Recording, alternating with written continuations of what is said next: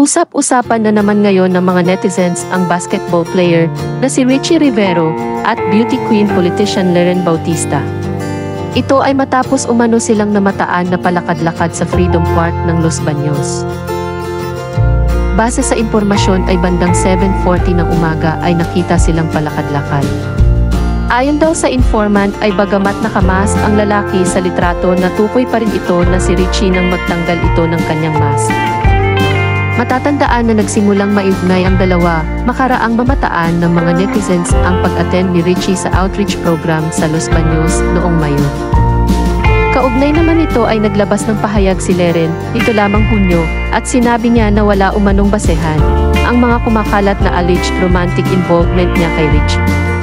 Bukod pa rito ay naispatan din sila ng mga netizens na magkasamang nagsa-shopping sa isang mall. Tunghayan natin ang mga reaksyon ng mga netizens.